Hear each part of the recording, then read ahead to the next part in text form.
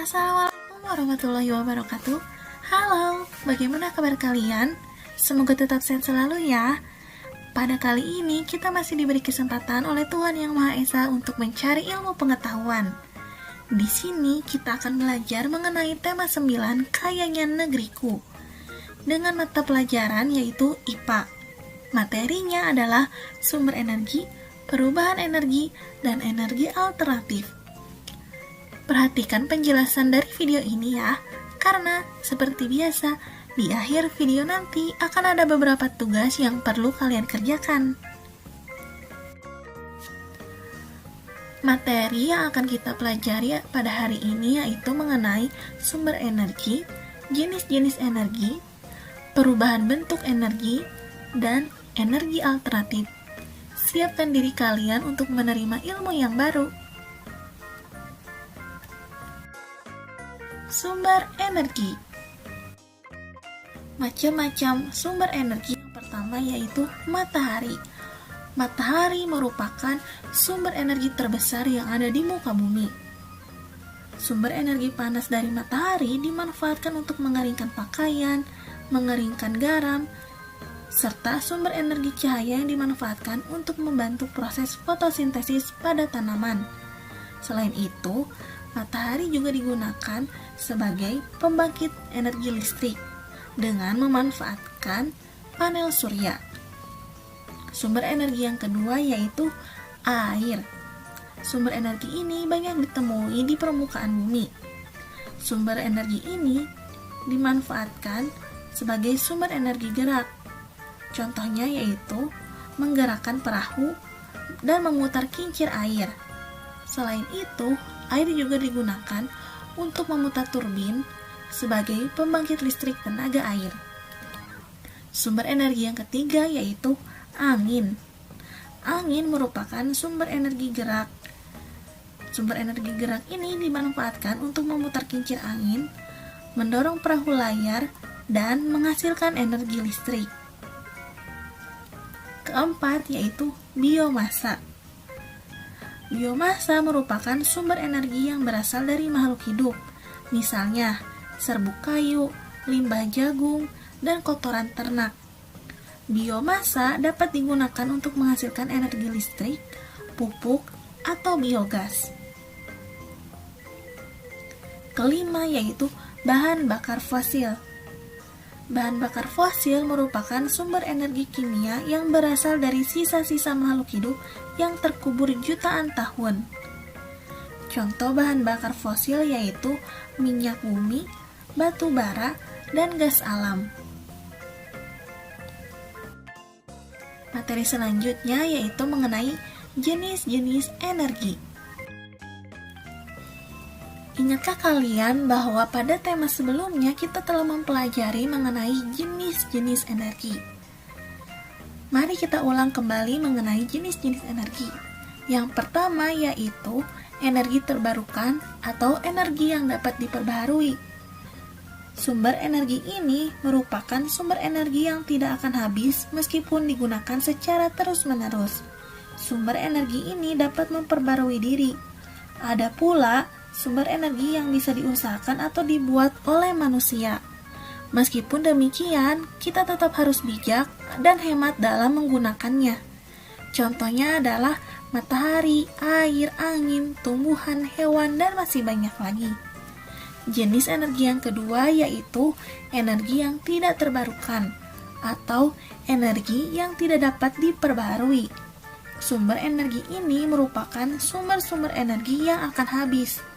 Sumber energi tersebut juga tidak dapat diperbaharui lagi. Pada umumnya, minyak dan gas merupakan sumber energi yang tidak dapat diperbaharui. Contoh lainnya adalah batu bara, bahan bakar fosil, gas alam, hasil tambang, dan masih banyak lagi. Materi yang ketiga yaitu perubahan bentuk energi. Banyak sekali contoh perubahan energi dan pemanfaatannya yang ada di sekitar kita. Agar dapat mengidentifikasi contoh-contoh perubahan energi dan pemanfaatannya dalam kehidupan sehari-hari, kamu harus tahu terlebih dahulu mengenai bentuk-bentuk energi dan juga perubahannya. Yang pertama yaitu energi listrik yang berubah menjadi energi panas. Contoh dari perubahan energi ini yaitu penggunaan oven listrik, setrika, kompor listrik, dan masih banyak lagi. Bentuk perubahan energi yang kedua yaitu dari energi listrik berubah menjadi energi gerak. Contoh perubahan energi ini adalah penggunaan AC, kipas angin, mixer, dan juga blender.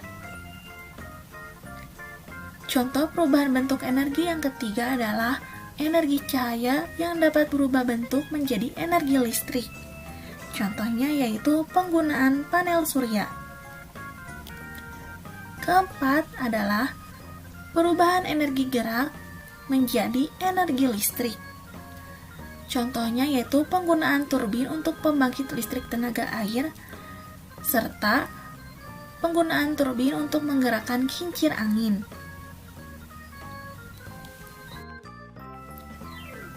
Materi yang keempat yaitu energi alternatif. Kita semua tahu bahwa energi sangat dibutuhkan oleh manusia. Energi digunakan untuk melakukan berbagai aktivitas. Ada kekhawatiran bahwa suatu saat nanti kita akan kehabisan energi. Bagaimana jika energi tersebut habis?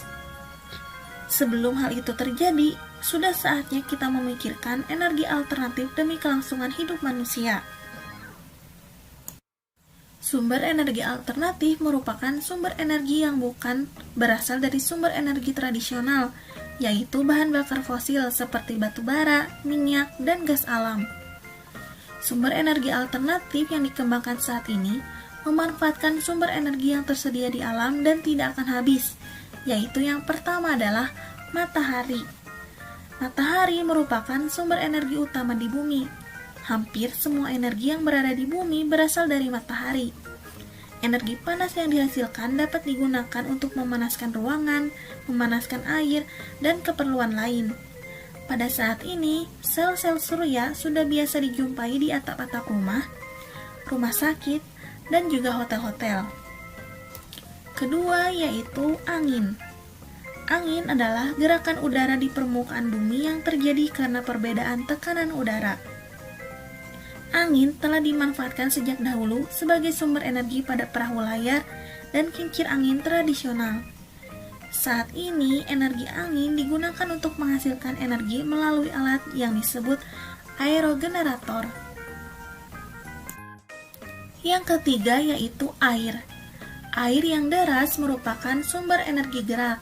Energi itu biasa dimanfaatkan sebagai pembangkit tenaga listrik. Oleh karena itu, di PLTA dibuat bendungan air di tempat yang tinggi. Air yang dibendung tersebut kemudian dialirkan menurun sehingga akan mengalir, seperti air terjun yang deras. Energi gerak dari air terjun tersebut digunakan untuk memutar generator atau turbin pembangkit listrik. Keempat, yaitu panas bumi atau energi geotermal. Merupakan energi yang berasal dari panas yang disimpan di bawah permukaan bumi. Bumi yang berbentuk seperti bola sesungguhnya tersusun dari lapisan-lapisan. Pusat bumi terbentuk dari lapisan batuan yang sangat panas. Hal itu menunjukkan bahwa bumi merupakan sumber energi panas yang sangat besar. Pengembangan energi geotermal saat ini hanya layak di daerah dekat lempeng tektonik. Ini juga menjadi alasan hanya ada 24 negara di dunia yang memanfaatkan energi panas bumi saat ini.